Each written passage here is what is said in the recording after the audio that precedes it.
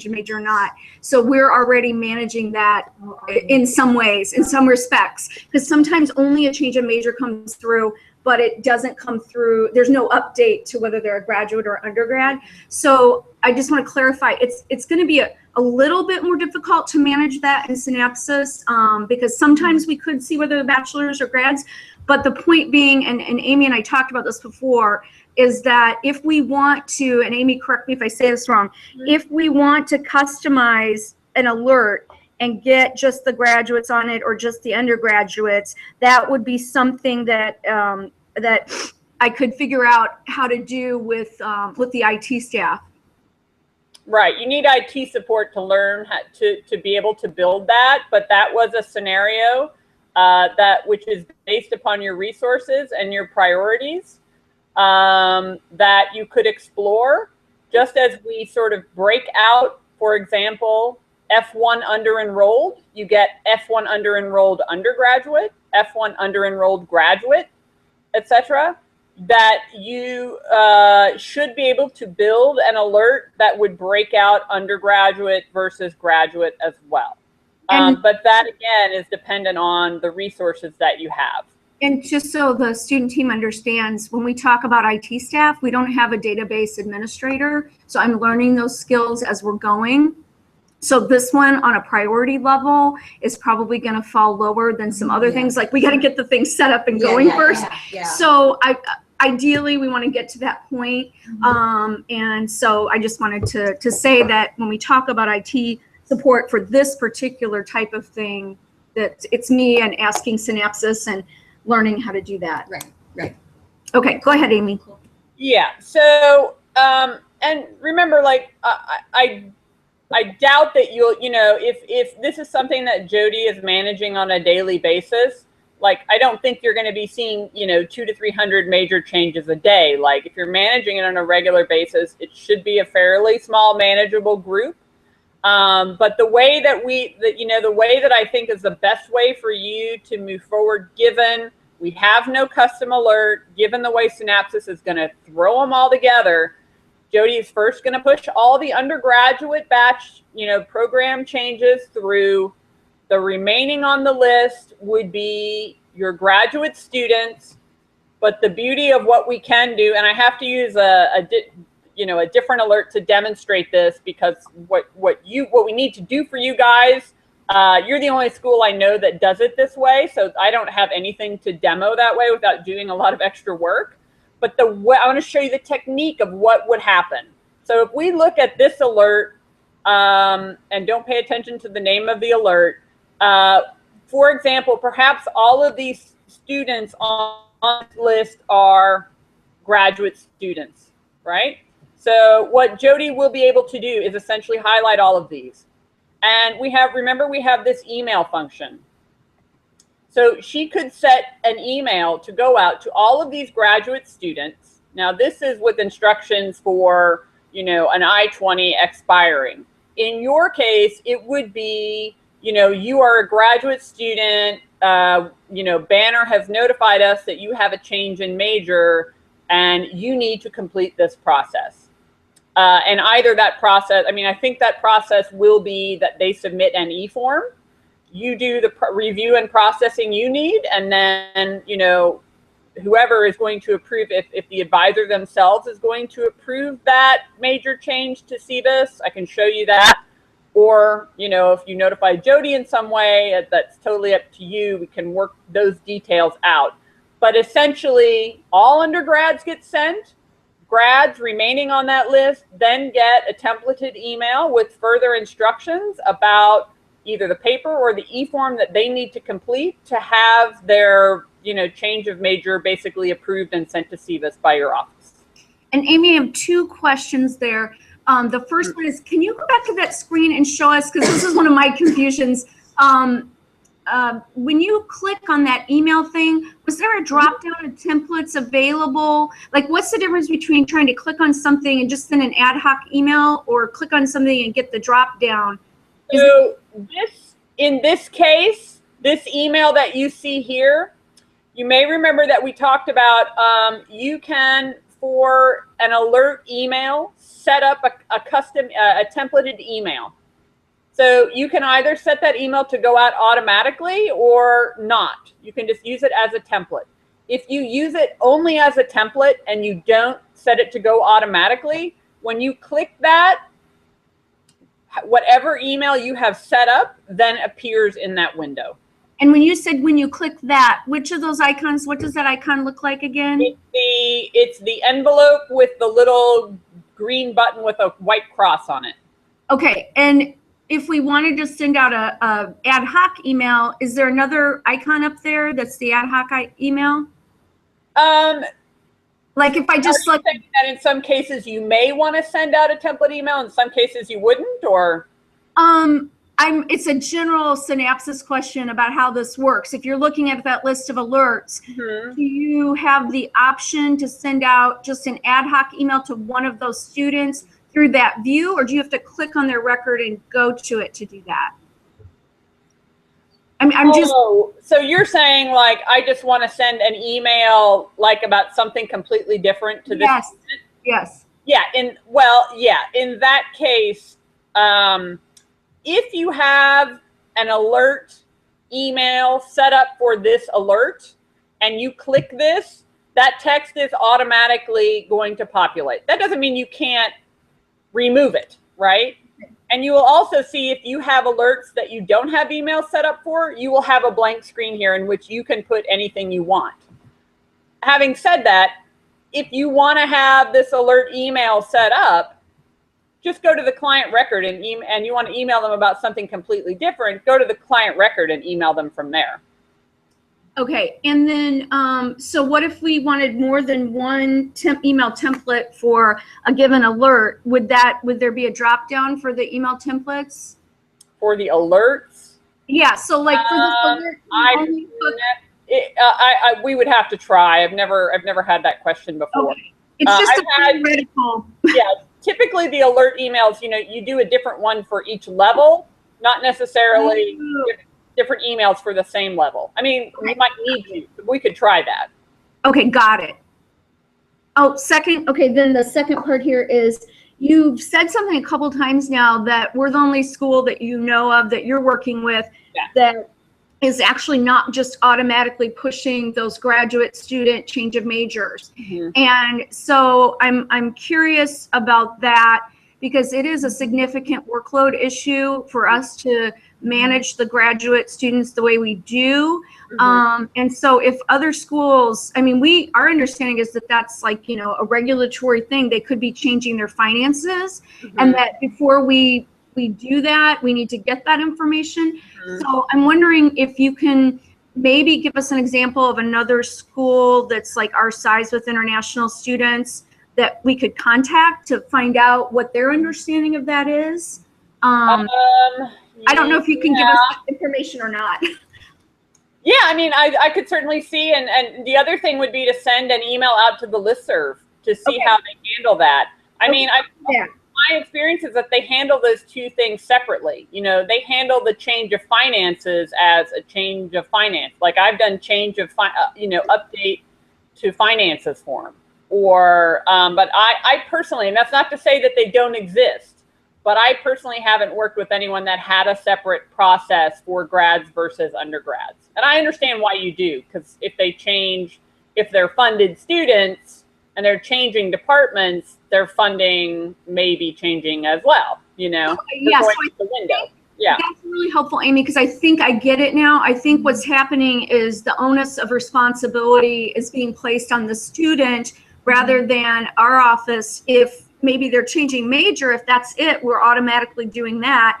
But that may or may not be a finance change. And I think those other schools may be leaving it to the onus of responsibility on the student, which we're trying to move that way in some of our other things. Well, it's something to think about. I mean, you could definitely, maybe they get that email and, for undergraduates as well, like, hey, you need to, if you've had a change of finances, you need to let us know. Not that, if they were in financial straits, they probably would go out of their way to do that. But, Okay, so you're saying in the automated alert that the data team in our case that I would be sending out could say, we see you have a change of major, your document has been updated. If you've had a change of finances, please contact our office immediately to, fill out this form or whatever and get back in touch with us. Right. And then, okay. I like that. I really like that too. And that's why I brought this point up, because we're trying to think outside the box and not just do a half-baked way of putting the synapsis in. We're trying to do it so that we're going to make our lives and our student lives easier and better, because right now there's tremendous suffering. But because, if we document that that's an email and that we notified them and they didn't follow up, then it's their bad, not ours. Right. Boom, done. Right. Okay, Amy. Yeah, right. You put the onus on them, I think we just changed our procedure.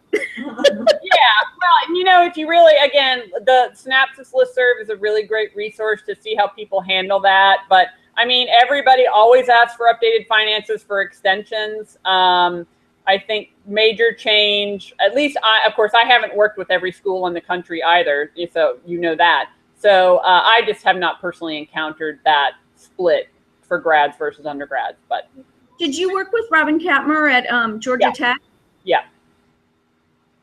Also, it's the same principle as not asking for an extension with the change of major, because a change of major for undergrads could constitute an extension of program as well, and we would keep those separate as well. Yeah. So it does make sense. I mean, okay. There's precedent. Yeah. Okay. So we're good, Amy. So we're going to go ahead and move forward with the idea that we're no longer going to do the grad and undergrad thing and just push them. We're going to push them, but send out this template email. Yeah, there you go. So you could have that template email set up for the CVIS batch program, change of program alert, because you will have that, as I showed you. You do have that alert that gets generated. So you could attach an email to that shares whatever information and says, if you've, particularly if you're a grad student, you need to update your finances, and actually anybody needs to update finances, could be an undergrad too. You're required to do that. So, which takes the onus off you, which is nice. Okay. So yeah, and again, just to clarify, we're just talking about change of major right now. We're not talking about change of level, which is a different ballgame. Right. Right. Change of level, obviously, would be looking. Oh, that's right. Oh, change of level. So Amy, I can't recall, have we really stepped through this whole process of explaining how this change of major thing will work? Or is there still, I know that that's pretty much it. Especially if you've made the decision that Jody will just be the one pushing these, you basically will just come to your batch management and approve those on a daily or weekly basis and push them through. It's nothing more complicated than that. The caveat is that, of course, and you guys are great because you're going from FSA to Synapsis, but when you get your data feed up and running, make sure that you don't have a second major trying to overwrite a first major, for example, or a minor, so that sequencing, make sure that sequencing piece is working. But other than that, it's a pretty reliable process. Okay. And then just real quick to Tammy and Kathy. So then you guys, do you still feel then that we want to put the onus of the responsibility on the student to actually, for grad students as well as undergrads, to actually have them request a document if they want? Or are we talking about trying to automatically print out? No, if they want, and that can be. So that's in the email. That can be in the email. Yeah. If you would like to get a new document, please apply with this form or whatever. And if you have new finances, you're required to report that. Okay. Okay. Okay, we're good. And I know how to do, you and I will talk more about CVIS batch management and see those out there. But once I approve those, go back to that screen. So how could I automatically approve, send the email template out and automatically approve all those events? So the automatic email template, so in the scenario that you're talking about, I think you would want to do it automatically so that everybody gets it. So, and this is just general information for all of you. If you want to set up an alert email, you come to your general configurations here under administrative management, and you'll see here you have alert email templates and automation. And this is where you create all of your emails for you know, whatever alert you want to use. If you leave this alert level blank, the same email will go out at each level.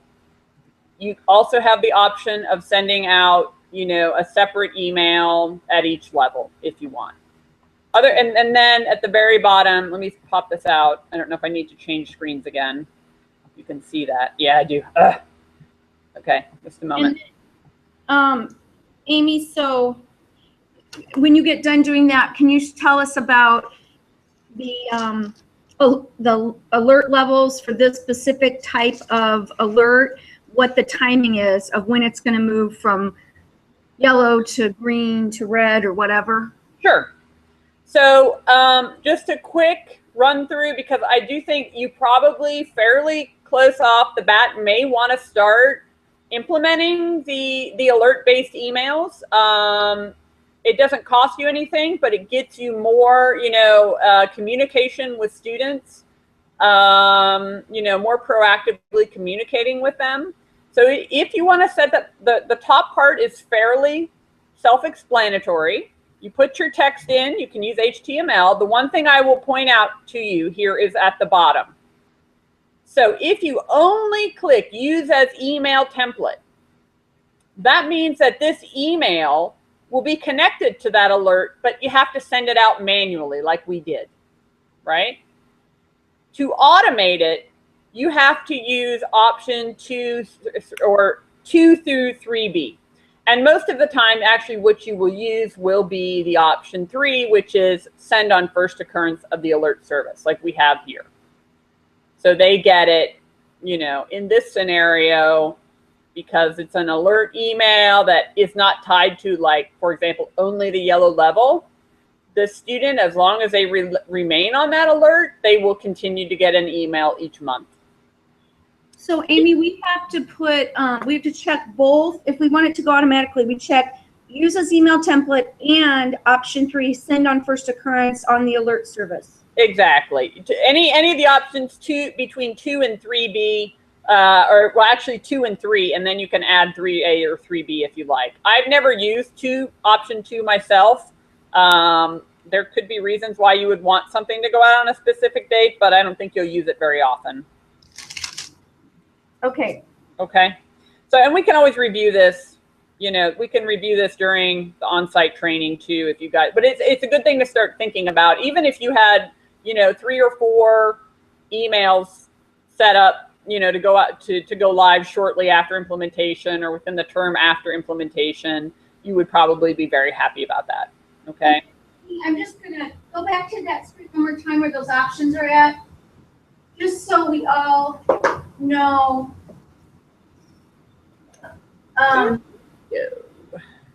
Yeah, just so we all know, I mean, just so we go through this real quick and it's fresh in our mind. The option Amy was talking about, option 2, says send on a specific date. So, okay, and I couldn't see that from where I was sitting, so I just want to make sure. Amy, Yeah, back up for you. Okay, she's trying to get her. So anyways, and by the way, she does use Google Hangout with some other client, and they don't have the trouble we never has the trouble, but we just us. And Chris and I have researched this, I mean, tried to fix it, tried to do it. I know management's frustrated. We're frustrated, but we're working on it. But anyways, okay, so now can you share that? Oh, can you not see it? Here we go. We were able to see it, and then it flashed away. It's still showing it, I think. Here we go. Oh, no, it keeps minimizing. It keeps minimizing. Yeah, it keeps flipping it back to minimize after you put it up there. How's that? Okay. Oh, yeah, it was there and that flipped. You gotta watch fast. Can you just, all we wanted to do is just read those options to us? Yeah, so option 1 is use as email template, which I generally make sure you check that on all these alert emails that you create. Okay. Option 2, send on specific date. probably will not use very often because it's very manual. Option 3, send on first occurrence of the alert service. So make sure you do not check that box until you are ready for an email to go out. Once you do, it is automatic. And then option 3A is to resend weekly from the first occurrence. You know, that a good example of where you might use that is, let's say somebody is under enrolled and they've reached the severe level and they're not responding, and you're about to, you know, terminate their record for under enrollment. That might be a case where you want to have a separate email for the severe, and as long as they remain on that alert, they get an email from you every week. Option 3B is resend monthly from the first occurrence. Okay. Yeah.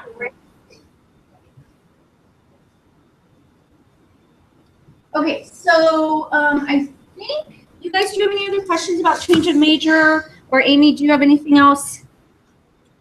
No, you know, I think that change of major is fairly simple because it is, or you've just now made it fairly simple by making your leaning toward, you know, just approving all major changes, because they will be, you know, pretty much monitored by Synapsis for you, and then the CVIS. And so if I'm understanding right, our steps that we'll have to do for homework, that email template will have to be set up, configured to that alert, and the alert will need to be configured. Yeah, and do that in test. I would not automate anything because you don't have any student data in there, do you? No, not yet. We're sending out emails right now, but I told everybody make sure and put your own email. Right. Because I want to make sure the email service is working. But once we push real data in there, then I'm going to have to turn the emails off. Well, what you can do is you can anonymize the emails, right? So you could have them go to, you know, if you have a general account that you just set up, you know, for testing. Yeah.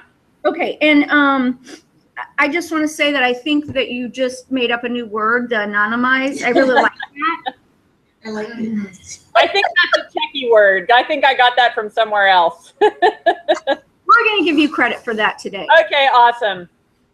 So yeah, so that just, and you can dump that in at the database level whenever, as soon as you get student data in there. It's really critical that either you remove, you know, just remove emails from all student records, and if you want to use any of them to test, put in your own emails, or you put in, like, you know, whatever if you have a generic email account that nobody really uses or whatever, that they all have that email in it, so that nothing is going out to actual students. Okay, cool beans. So now do we want to move on to check-in?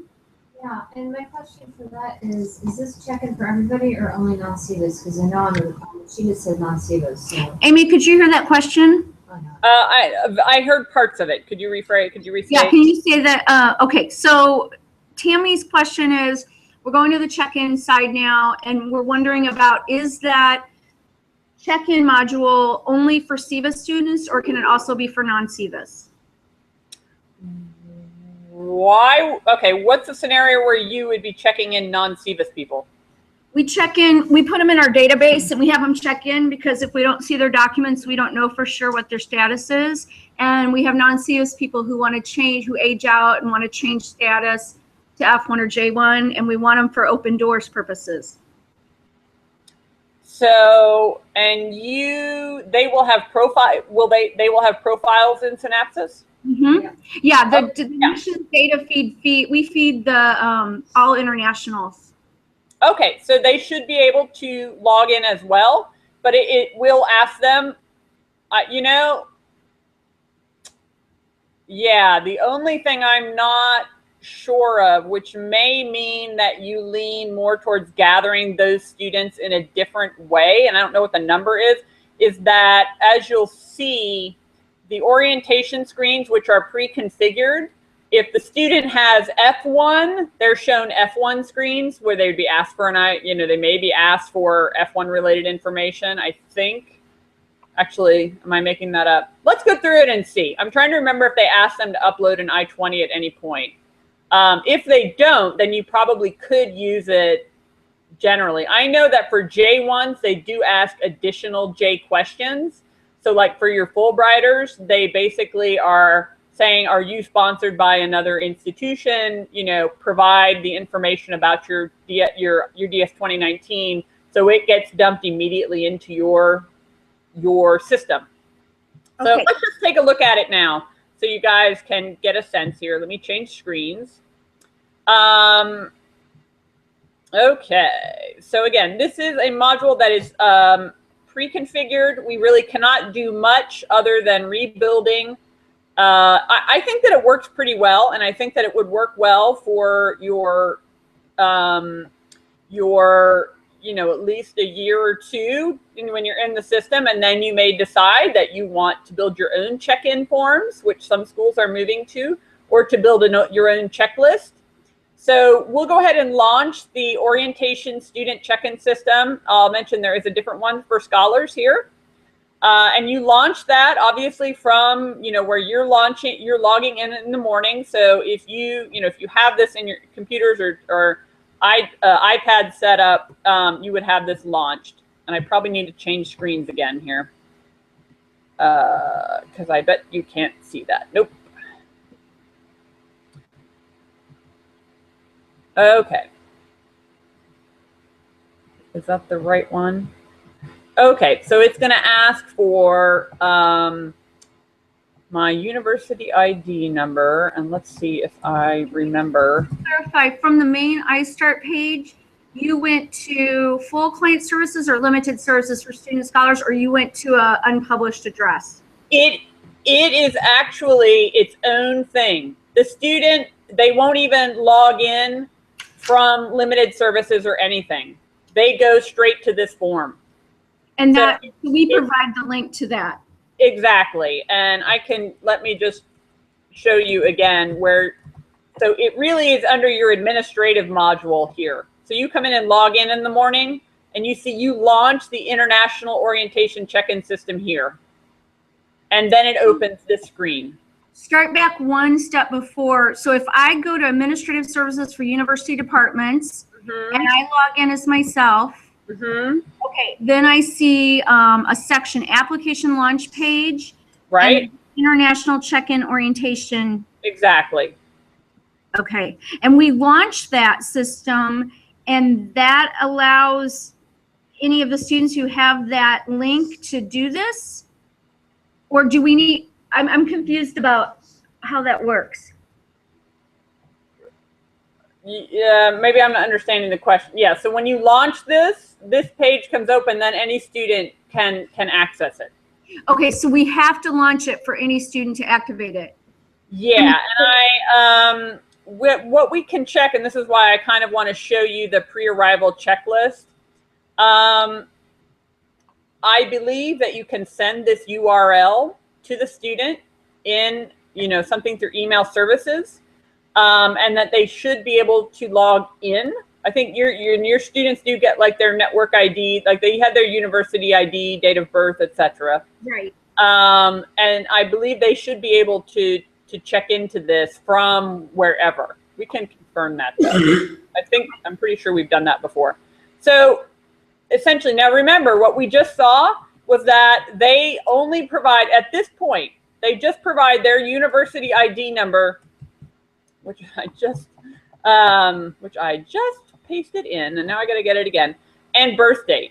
I kind of do recommend adding a PIN, because what can happen, and we know that all of our students are so trustworthy, but let's say that one of your students knows the ID number of a girl he's interested in, for example. And he wants to go in and see her information. He could do that unless we have a PIN. So we can enforce that there is a limited access PIN that the student has to have in order to log into this orientation starter. They call it the orientation module though. Really, it's a check-in module, okay? Any questions at this point? So you're saying there is some place we can configure that will automatically enforce them to have to log in through the limited services? Right, and I can actually show you that right now. Well, what it'll do is they won't log in through limited services, but they will have a limited services PIN, which is different. Okay. And what we would do, and I don't want to confuse you guys too much with like the setting up of these things. I just want you to know that we can enforce a PIN, and we can, which I'm just going to do it so you can see it. And we can send an email in which they will receive that PIN. They can always request it as well. Okay, so I've just reset it. So see, here now they are required to have a limited access PIN. They can both request it from this page, or they will have received it in an email that we have sent to them inviting them to complete this, if either inviting them to complete it, or if they're doing it through this pre-arrival checklist, which I'm also going to show you, they would then be able to log in and complete this process. Is that comprehensible? Great. Yeah, that makes sense. All right. So let me go back and just show you this, the module piece here. So you all can get a sense of what it basically would do for you. Okay. So I'm a student. I'm logging in here. Okay. A lot of schools don't totally want to release this over to the students, so they hire their computer labs and have that, as part of their orientation check-in type, and have their advisors monitoring. Okay. So first screen. And say that one more time, Amy. I'm sorry. I couldn't quite catch most schools. I have schools that handle this check-in, use this check-in in different ways.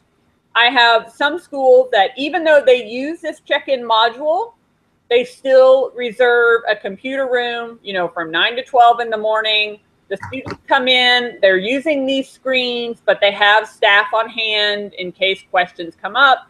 They just want to keep an eye on things. I have others that have students do this in the office, which I understand you may not have the capacity for, as they trickle in, right? And then I think I have at least one other school that kind of lets the student do it, whenever. They don't get registered until they do it, but they have a little more flexibility that way. And we can force that they don't get registered until they do this? You can, well, whether you register a student is your own decision, and this could be. But I mean, in an automated way. In an automated way, how would we see which students had enrolled and which students had checked in and which students hadn't? So there is an alert called an F1 document check, which I'll see if we have anything to show you. But that essentially captures all the students who are in initial status for the term, and it puts them all in a group. And I'm going to show you the orientation document checker in just a minute. Okay, so let me get through this, and then I'll talk about that so that I don't get you confused. Okay. We'll take it in a step by step.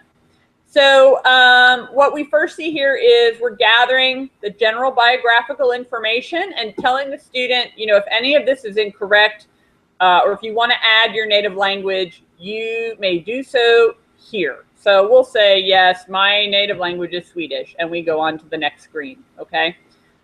So the next thing is, and this is where we could get a local address, before perhaps they've got it even in Banner. They can say no as well, and they just have to answer yes or no at this point. I went ahead and put address information in. Next screen, personal contact information. Again, where you can gather a non-university email. This would be updated in that record, and or a cell phone number. If you don't have that. Then we get on toward emergency contacts, and they have to provide at least one. They have to either provide a contact person in the United States or a contact person in the home country. Okay. And that goes in their contacts window under their record. So that you remember, You don't have to do anything to get this information into the record. It's going to be automatically dumped in there for you, which is nice. Okay, so now we're going to get to the immigration documents, okay? It will ask for a passport, which I'll go ahead and just upload some dummy something, so we have something. If they had already given you a passport, it would actually show that a passport was already on file. It will require the students to provide information about their passport. This information also gets stored in Synapsis. There is also an alert tied to this that you know, you can choose to use or not to notify students when, you know, their passport expiration is nearing. You don't have to, but you have that capability. Boom. Did you like that? Yeah, that's good. Visa stamp, and we always know, I felt like I always had trouble explaining this one to students as well. So it's nice. They've actually put an image here with numbers next to where the student should input that information, particularly like the red number. So you can gather not only the visa stamp, which again, you know, they're just going to do a simple upload. They could put, you know, this information in here so that you would also, again, have information about visa expiration. Whether you care or not is a whole other issue, but it is going to get dumped into the record. And as you see, like the visa red number corresponds, number 2 corresponds to the visa red number up in the image, which is wonderful. The one complaint I have is the I-94 screen. I already talked with Jody about this. They really have not integrated the changes to the I-94 process. So the wording, it's fairly vague, but it does not really include where do you go to find your I-94 information, upload that for us, etc. It's still based on the paper system. So this would be a piece where, you know, you'd have to probably provide instructions in the email that you send to the student about how they get their I-94, you know, thing, and then have them uploaded here. And Amy, is it possible by the time we go live that Synapsis will have fixed that? Because I'm assuming I don't know. I mean, how long ago did that change? Was it implemented? Has it been almost 2 years now? I don't know why this hasn't been updated. I think so. So it must not be one of the. You can ask. So that must not be one of the higher priority, because I've seen they've done a number of things. I mean, how could it not be? I personally don't understand, but and I feel like it would be an easy change, you know, for them to do. So that is the one sort of weak spot, I think, of this check-in module, that you would, you know, need to provide supplemental instructions to the student about how to access their I-94 information. Yeah, that's just the reality, unfortunately. So we can actually go ahead and go on. If you want to gather previous immigration history, you can also have them complete that. And some of these things I think we can actually remove, not all of it, but some of it we can remove. This might be one of them. I don't remember. And okay, no. So I want to go next. So I should be done now. Oh no. Okay. So in this one, this is the one that is absolutely configurable, that we can turn off, where we're gathering arrival information through the orientation. And this is for perhaps a student who may be, you may be completing this before they arrive or something like that. And I'm going to show you this in the checklist and it will make more sense. So I'm going to go ahead and get through this piece. So you do have the ability to gather arrival information through this. So now they've completed their check-in. So one thing I will mention is that, remember, we had the ability at certain points to say, no, I don't have an I-94 card, or no, I don't have a visa. When we look at the pre-arrival checklist, which I'm going to show you next, they can begin this process. They can begin this module at home. They can upload their passport information. Once they get their visa, they can put their visa information in. so that when they arrive on campus, it may be that the only thing, you prompt them again to go in, and it may be the only thing that they have to then upload is the I-94 card. So you have the ability to kind of break it up if you want to, okay? But let me just give you show you what the, do you have any questions about this before we move to the pre-arrival checklist piece? Nope. Okay.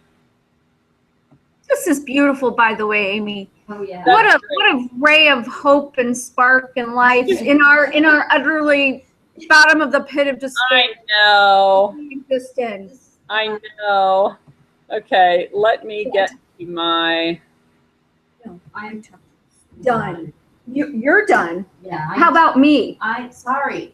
I know. All of this. We're having a little side conversation Sorry. about the nightmare that was our international student check-in. Before I came, we weren't even doing it with computers. We were just looking at people's documents and not comparing them to anything. And then we had so much trouble trying to get access to computers and getting a location. And it's just a huge, huge pit of despair. Right. So let me show you something that you can also configure, and this could definitely be something, I think you guys could have, even if it's a rudimentary, very basic pre-arrival checklist for your students beginning in spring, that this could be something that you could implement very easily. And so basically, you make this checklist that you build, and this is for information that the student needs prior to arrival. For example, you may, like in this case, we have them register for orientation. Okay, so you embed a form. They actually go to the form. Of course, I've already done it, so it's been approved. And they register for orientation so that you know that they're coming. Next thing may be, pay your CETUS fee, schedule your visa interview. We have them check that so that we know that they've done it, so that they're actually working through the checklist, and maybe the thing is, well, now you need to activate your email account, right? And now I'd like for you to go away. Let's see. Oh, this is fun. Let me try to reload the screen. Maybe I can get it to go away. There we go.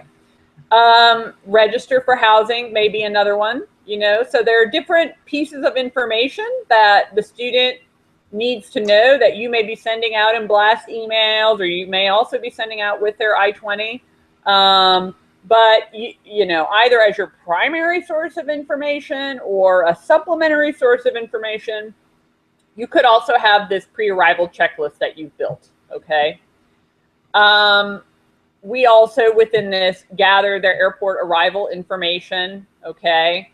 And they go again into the e-form that we've configured connected to that part of the checklist. Okay. Talk about orientation exams. Okay, here's the other relevant part.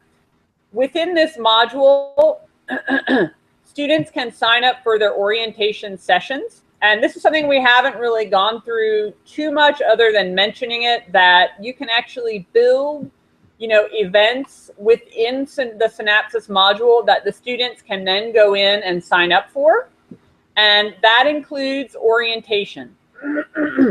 So you'll see here the different sessions that the students have available. Let's see if I have any configured here, actually. Yeah, I don't. But in theory, this is for a May check-in. They would show, these 3 dates.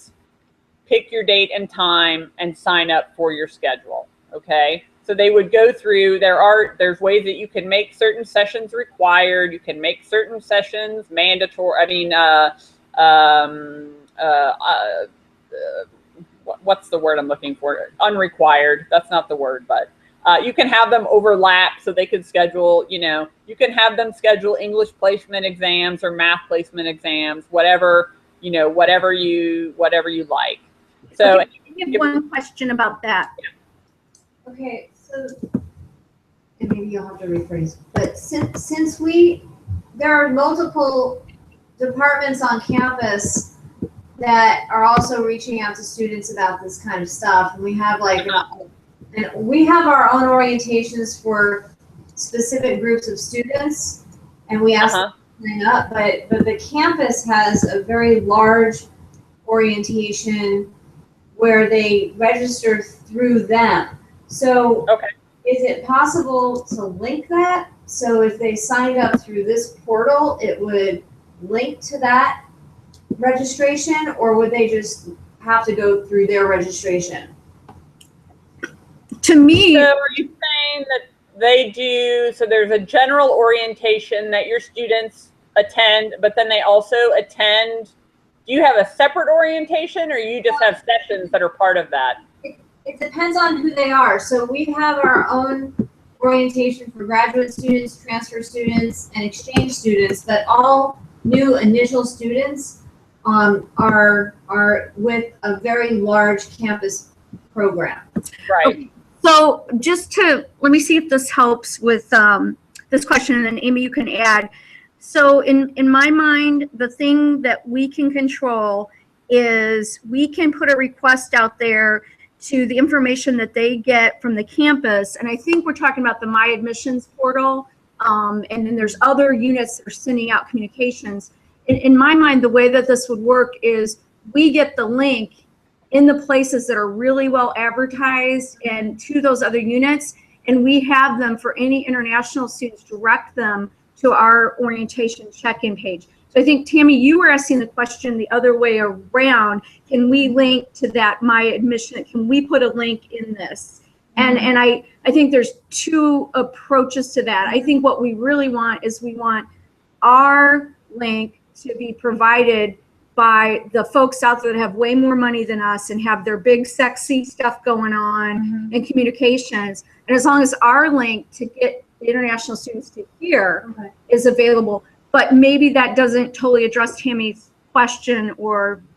Yeah, no, I was just wondering if by some magic, if they wanted to sign up for what we have called INO, International National Orientation, that they could sign up through this portal and it'll automatically show up on their roster.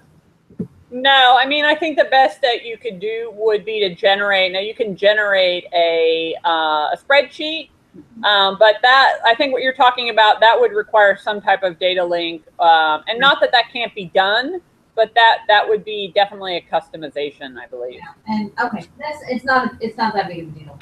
Yeah, and it's an important question, and where Tammy's going with this kind of thing is ideally there's links between, there's a flow of communication and a workflow, and there are links between different systems.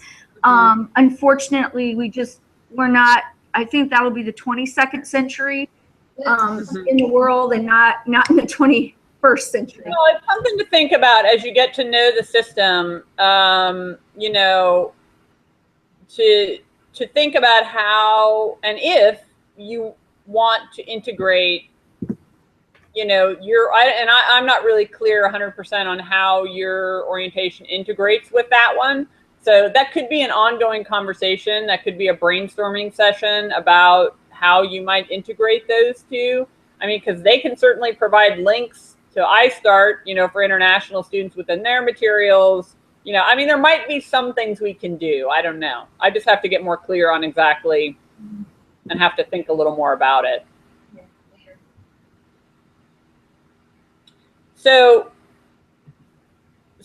in your scenario, so you do a specific international student orientation. You do some sessions like immigration sessions, and they are separate from that big orientation that everybody else also attends? Yeah, so we break the orientations out by category. And so our office is responsible solely for exchange students, graduate students. We work with graduate studies, but we manage a lot of that, and transfer students. Right. For all 900 new first year coming from their home country, international initial students, that is handled by more of a centralized campus orientation function that we play more or less a role in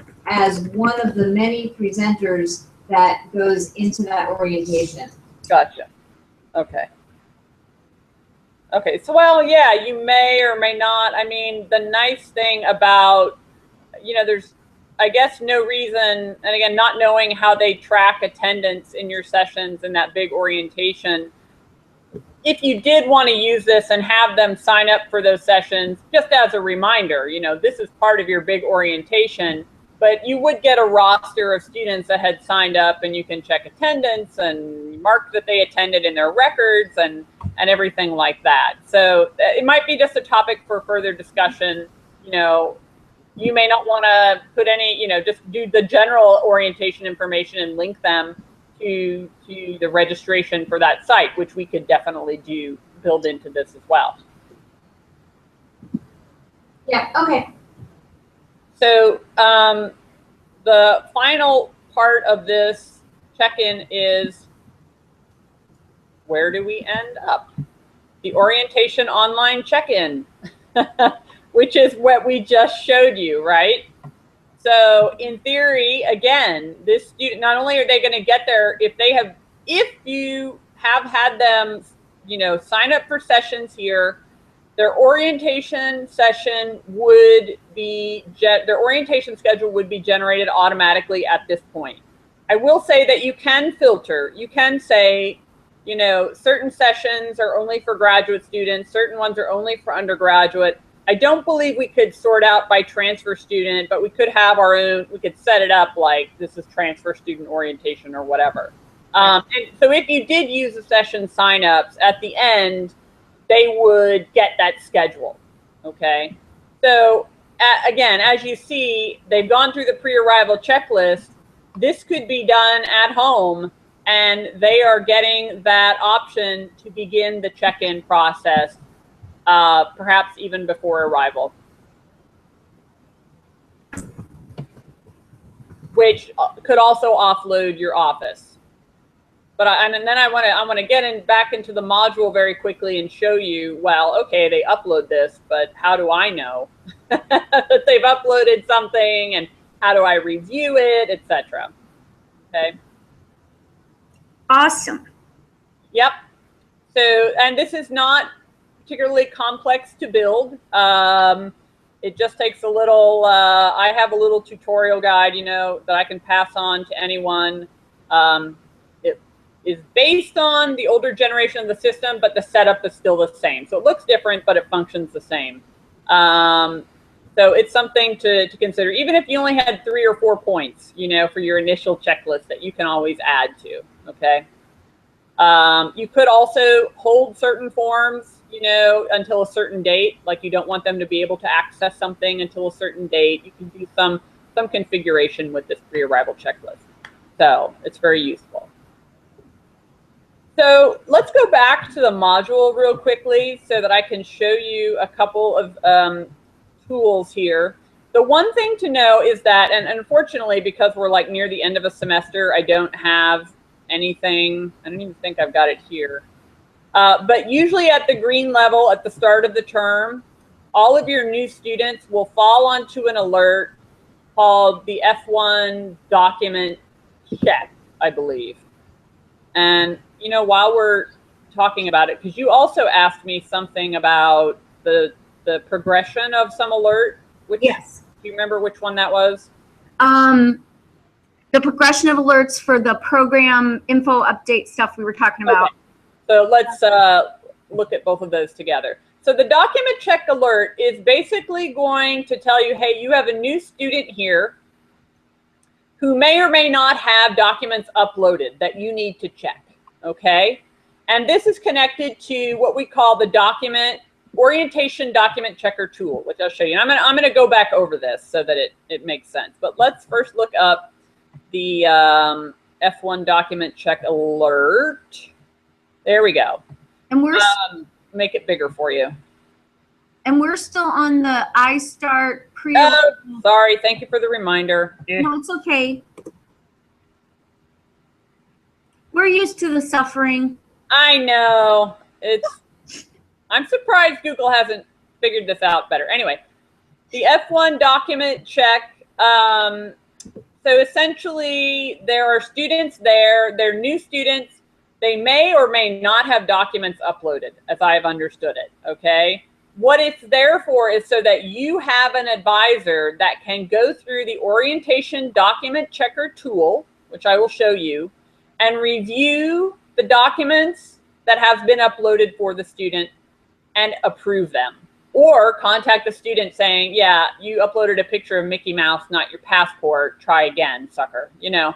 And it will also allow you, you know, for those kids who have not done that check-in, it's a cue to you that they may not be on campus, you know, they may be cancellations, or they may not simply have completed the orientation check-in. But that's how, you know, sometimes you can kind of relate it to registration, because it's a cue to you that, you know, this kid has not given us any documents. You know, they may or may not be in country. Okay.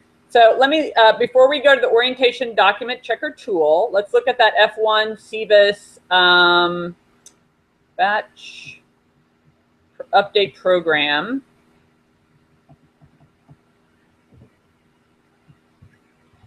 Okay.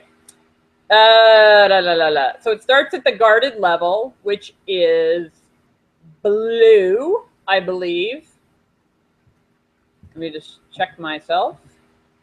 Yes, it starts at the blue level. And 21-day rule from issue of creation of CBIS badge. So that must be moving up every week, I would guess. It's moving up a level.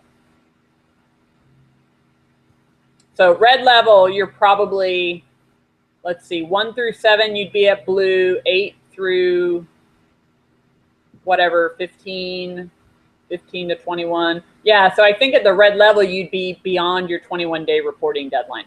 Okay, and Amy, can you clarify the documentation where we see the timing of when those alerts go up? Is that inside the Synapsis module, or? It is. Let me go back and let me show you how to generate that, because you can get that even now in your test. Well, you have to have your alerts configured. Or maybe, I don't know if you have to have your alerts configured. Well, I'll go in there. I can go in there right now and look and see. Okay. You just tell me where. So if you go to services and tools and go to report services. Yeah. Summary reports. Okay, we have standard reports or custom reports. I found it under standard reports. Oh, that's right. You're running 3. Yeah, we're going to upgrade. Yeah, you'll get there. If you can find the summary report and the alerts summary report. Okay, I have alert, historical snapshot, alert summary report. You want the alert summary report. Okay. And you want the alert information only in that window that opens. Okay, I only have 2 drop downs. I have alert group and I have alert details. Under alert group drop down, it says default update to your institution. Okay, so you may, yeah, you may, depends how much you have configured. You could certainly try it. Just leave it at that and then try for alert information only and see if it generates. I suspect it may not if you haven't done your alert configuration yet, though. Okay, I'm pulling it up. Report completed. Let's see what happened. Oh, is that me? That's me. Okay, so that's what I, okay, let me share my screen. Okay. Let me share my screen. You can let us know if I'm seeing what you're seeing. Okay.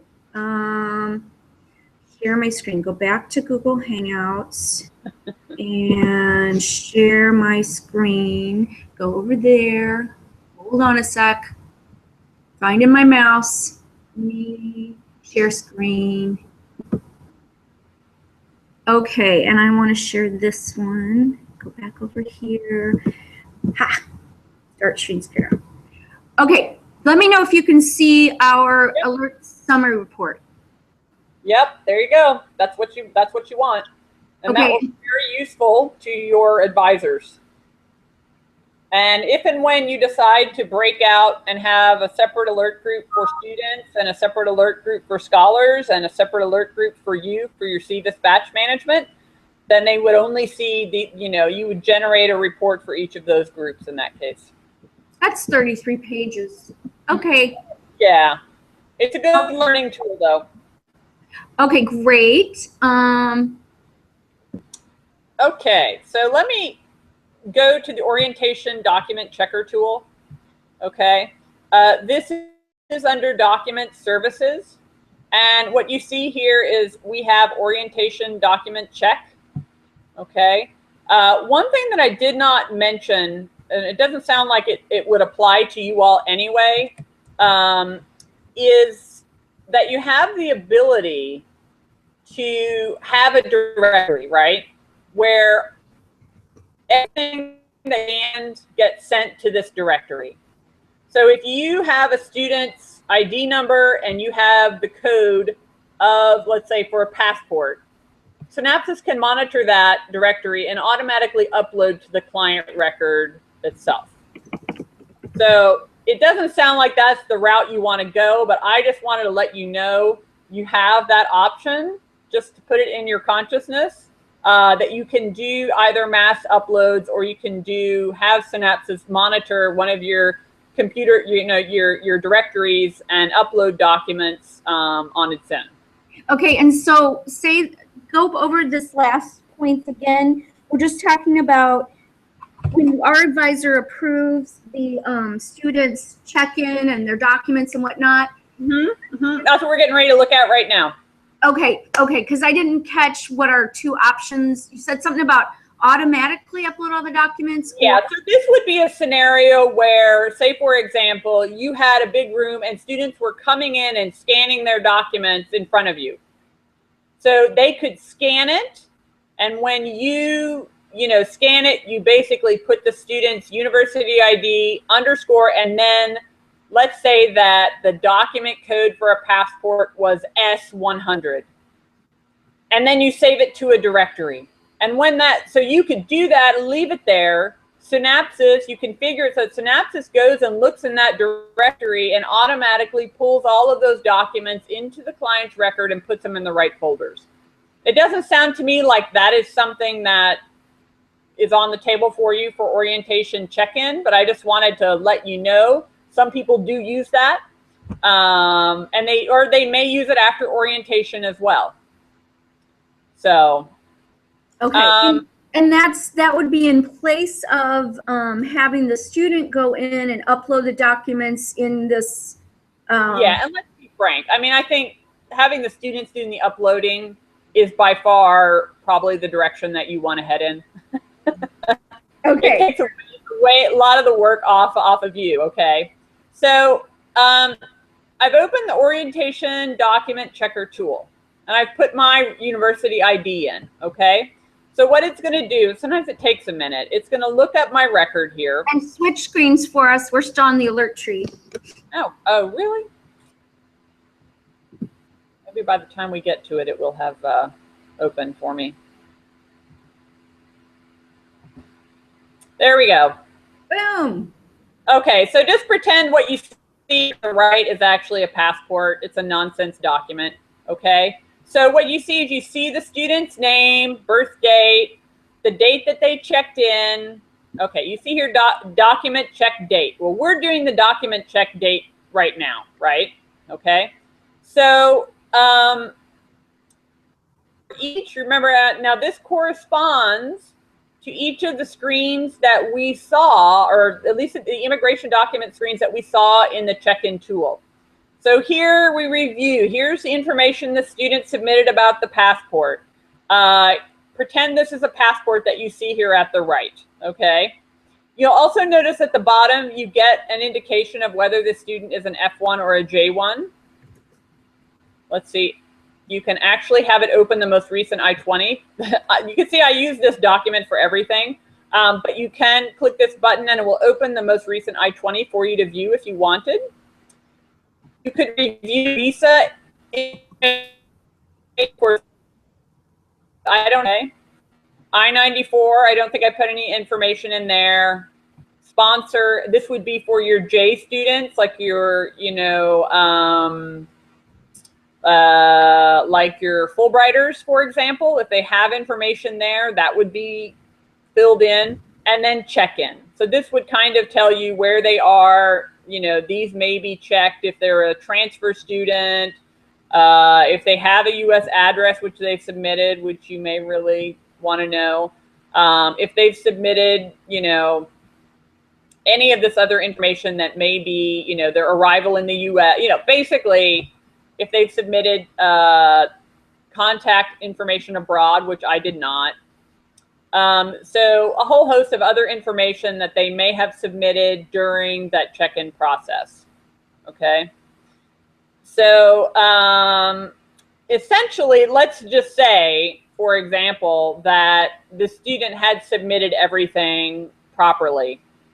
If I click the document check approval, that means their documents look good.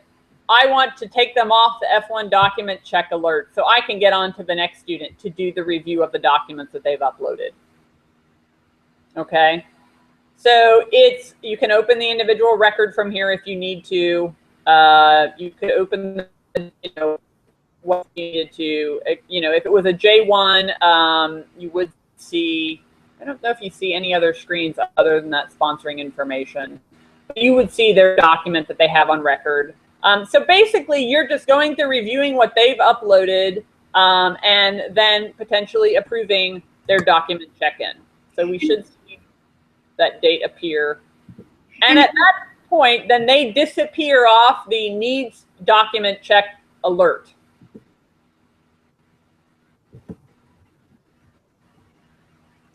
Okay. So Amy, so where our advisors or our staff are going out to review anybody who's completed this document check step, it's going to show up on an alert, Right. F1 document check. exactly. And one by one, we go through and click on people on that alert. Exactly. And one more question. Go ahead, Tammy. So once they're checked, do they go somewhere else that says they can be registered? No, so these are completely unrelated to registration. This is the flaw in this system.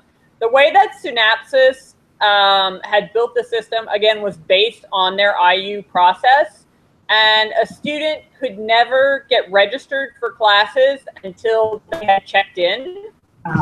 So they could then, therefore, never get a registration event either. So really, for most other schools' purposes, these processes are completely disconnected. A student will still get a registration event generated, independent of whether they have done you've completed the document check or not. The registration event gets generated only if their initial or transfer in, and they have some level of enrollment in the system. So you really would have to think about a process where, I don't know how you confirm that a student is on campus. I think conceivably you could hold the registration until you go through this document check. And then at that point, approve the registration. Like that could be your tie-in if that's, that's what you want to say is proof that they appeared. Whatever, and I don't know you guys what your criteria are for registration. Because what you don't want to do is you don't want to register a student like they enrolled for classes if they can at your school, like in June, but then they never showed up and they never disenrolled. So they would still get a registration event. And just so everybody's clear, in this new system, my understanding, and I want Amy to correct me if I'm wrong, the registration events for a given quarter will not start kicking off until the first day that we have coded in the Synapsis as the first day of that given quarter. So one thing that helps us is that none of our students are going to get registration events until it's the first day of the quarter. So anybody, who we cancel prior to that or get their records straightened out. But on the first day of the quarter, there's going to be this flood of stuff that comes in. And that's where my understanding is I'm going to have to sort out, as the CVIS coordinator, I'm going to have to sort out who am I registering and who am I not registering because they haven't checked in yet. Right. And I'll have to run some cross report between people on that F1 document check-in report versus all the people who have a CVIS batch event, and go through and undo the people who don't have. And those are going to just sit out there. Those events, those registration events are going to sit out in CVIS batch management. And I have to keep managing it every day based on who checks in. It is. Yeah, Amy, that's your understanding, right? Right. And at some point, they'll was it 30 days past, they'll get a cancellation badge generated as well. Those students who don't get registered and don't have, because I would guess, I don't know at your school at what point they get unenrolled from those classes. Yeah. They don't show up, but. Yeah, and so what I was going to say is we're hoping that Synapsis and other people I know, this has been a nightmare when they went live, we're hoping that Synapsis will sort out this in the CVIS batch whether somebody's F1 initial or F1 active, like continuing students. But for now, until they do that, they're all mixed together. Well, yeah, you have them broken out on the alert level. So all of your F1 initials, you know, are on an alert, but in the batch management, they're all mishmashed together. So you could use the alert, Jody, like you could, student got document checked, and then go into the alert, open the student record, and you can always approve that batch from within the client record too, or you can locate them in the batch management, whatever is easiest. We can that for you. And I'm sure nothing's perfect. Hopefully it's going to get more so, but you know, you trade off some bad stuff for a lot more good stuff, and in the end it's okay. Definitely. Okay, so Amy, are we at the point, have we finished going through this orientation check-in stuff? Mm-hmm. And are we at the point where we could talk about the action items, the tasks, the homework assignments? Sure. Yeah, I think so. And I know this last piece was quite far-ranging, and it reaches into your orientation and your initial student registration. So, you know, we can definitely have another whole session just about this, but I did want to, it's a little hard to talk about check-in without also introducing these other pieces. So, you know, I hope you don't feel overwhelmed by what we just covered in the last half hour or so. So we can see it again. Okay. Okay, no, we're good. All that stuff made sense, but the place that's overwhelming is actually doing all the work to get it set up, you know, right, how we want it to work. And I would say, you know, definitely you can discount using the pre-arrival checklist your first term. You could even discount using it. Maybe you want to try it for next summer or something, like, you know, whatever your quarter term is. But not certainly all of these things do not need to. You will still gain lots of benefits without using all of these pieces. But I just want to give you the overview of what you can do so that you know in future where you want to be headed. Cool beans. Okay, so do you want us to throw out some of the things that we saw as action steps, or do you want to go through and take a first stab at that? I think you can go ahead and start this round, since, if you don't mind, just since we just kind of had this discussion yesterday. I think that would be helpful. Okay, so what I wrote down, and I'm sure I don't have everything, but for the change of major, going back to the change of major, it looks like we need to set up an email template that would go out to all of the students. And two of the primary things that need to be in that email template if somebody comes through as a change of major are that if they want a new document, they need to request it. And if their finances have changed, they need to fill out a financial change, whatever. Right. I have that one, the email template for the change of major. So that needs to be, you know, we need to tweak what we have right now to work with that. The second thing, let's see, for the change of major, we need to configure the alert. configure the alert that's coming in. There are 2 alerts, the J and the F1. You need to configure it so that that email template automatically gets sent out to all the students on that. Was there, for that change of major, was there anything else as far as action or setup things we need to do to make that work that anybody else can think of? You see my screen now? What are you seeing there? Let me just, I'm seeing orientation document check right now. Yeah, that's annoying. That's not what I want to show you. Let me just show you briefly, Jody, this applies to you. You talked about that you want to have a document returned for a primary update. Doesn't mean you have to print it. Right. Under your CVIS batch configurations, you would want to enable that so that you do get that returned. Okay, so you're under CVIS batch configuration and, sorry, I'm just going to stand up for a minute. CVIS batch configuration, and then you're under CVIS batch auto return PDFs. Yeah. Okay, and then, okay, I see there. So if we want a document automatically returned when we batch, you check the F1 primary major update record. Exactly. And these are for obviously the ones where people don't always necessarily want an I-20 returned, so they've made those configurable. So it sounds like you do want it returned, so just make sure that you check that. And then I just want to check real quick here with Tammy and Kathy. You guys, do you think it'd be helpful for us to auto return this? Because all of those are going to be in my name. So does it make sense to auto return one and have it as part of our record, that document, or does it make sense to just not request a document since we're not going to issue any of those with my name on them? Now you remember you will have a record that you sent that change to it's going to be in the history. It's going to be in history. Yeah, So I would say not. Not only that, it'll be in the I-20. It'll be changed in the I-20 information in the record as well.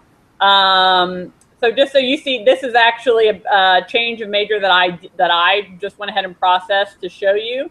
So you will have it not only stored here that we changed the major to city, urban, regional planning, but you would also get the change in the I-20 program information. Once that, see, it's been changed there as well. So you'll have the record, when the student comes to do an extension or OPT request, then you could give them the new I-20 at that point. Or on this screen, will there be 2 records on the I-20 program information? One for the old primary major value and one for the new, or will there it's just going to overwrite this record? it will just overwrite. Okay. Okay, great. So then, got it. So then does anybody have any other action items they think need to be done to make all this work for change of major? But we will have the history of what the major was. Yes. Yeah, we will. And the date that it In the date that it was changed. Yeah. And Amy, we can see, there's a couple different places we can see that history. I know one of them would be the CVIS. Transactions, yeah, so everything that goes to CVIS will be there, will be stored for you to review. So you can see that we edited the program. And CVIS transactions, Tammy, on the main menu there. I mean, on that main left side drop downs. Okay, and then Amy, where else again will we see it? I-20 program information window. Okay. And that's under record management. Exactly, yep. Okay. Okay, so great. So then for check-in, for the orientation check-in module, to get that one up and going, I feel like, you guys, as long as if you set up a student profile for yourself, you can go ahead and run through that yourself and give it a go and see what you think.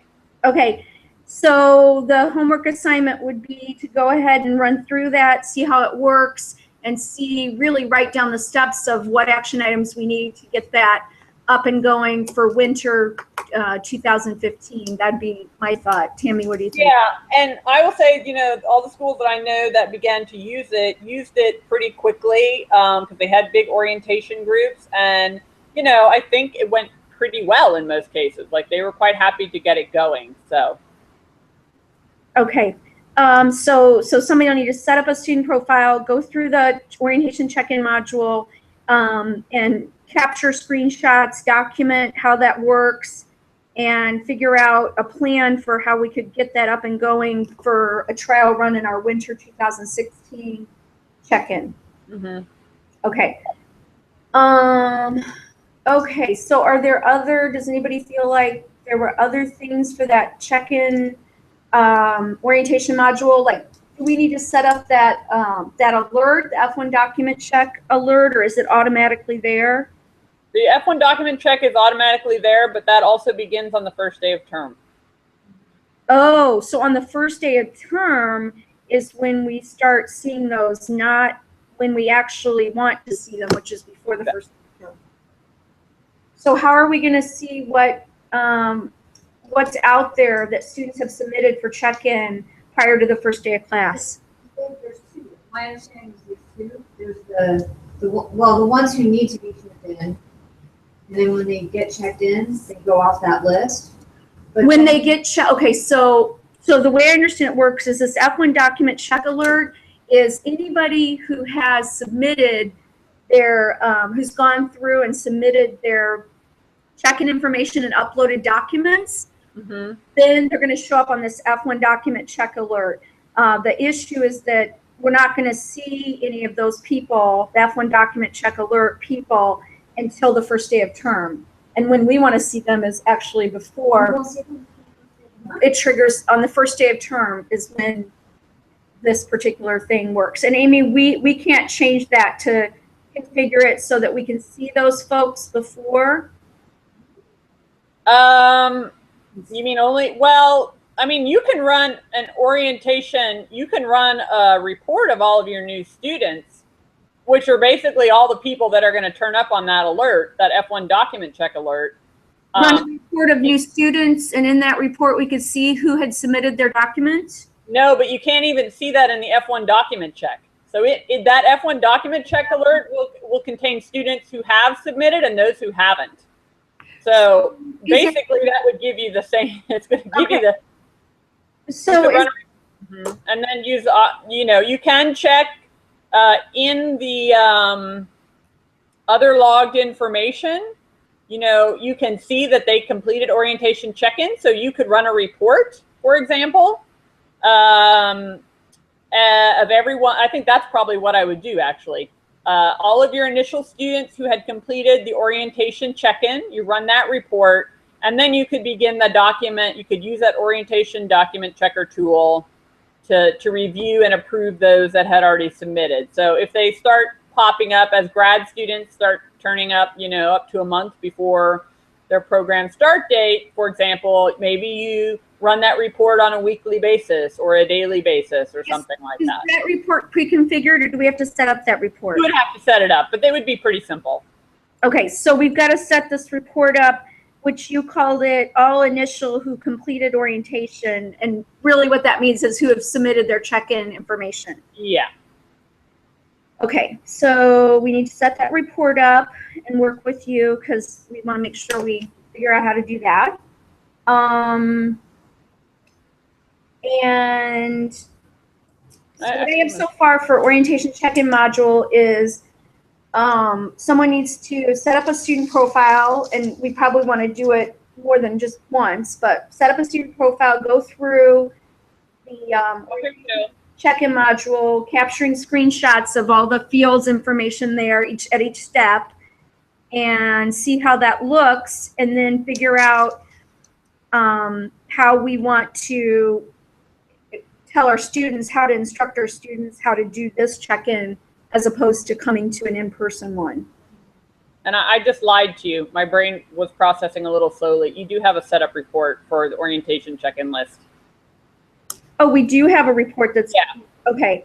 My brain, I was slow. I was like, I said it, and then it was like my brain started processing again. So, Okay, so you- that report's yeah. called what? That's the report for the students who have completed the orientation check-in. And- Remember, the orientation check-in is what we call the check-in module. Right. The orientation program. So what's the name of the report again? Student orientation check-in list. So if you go to services and tools, report services, student orientation reports, it would be the check-in list, I believe. Okay. And then you could run the date range. So maybe you run it on a weekly basis, and then you could, document those students on a weekly basis or something for a month up to the first day of term. And then the only students that should appear on that F1 document check are students who either have not submitted documents or who are doing it, close to the start of term. Okay. Okay, so great. That sounds a lot better. Yeah. Okay, so do we have right now, can we go ahead and close out this meeting? You have enough information to send Tammy the homework assignments, Tammy and I, the homework assignments, and I think Tammy's going to have to decide the deadlines based on, we're trying to go have all this done by August 31st. So Tammy will have to figure out which staff to assign it to and what deadline she wants to look at, knowing everything else going on. Mm-hmm. Okay, sounds good. Yeah. Okay, so we're good, Amy. Thank you so much. Yeah. And I'm closer to the weekend, a little bit closer to the weekend than you are, but. Yeah, and then we'll look forward to the email from you, Tammy, and I'll get with the list of the action items. All right, awesome. Okay, thank you. We'll talk to you soon. Bye-bye. Bye. So Hold on. Let me close this. We're still being recorded. Let me get out there and stop that. I almost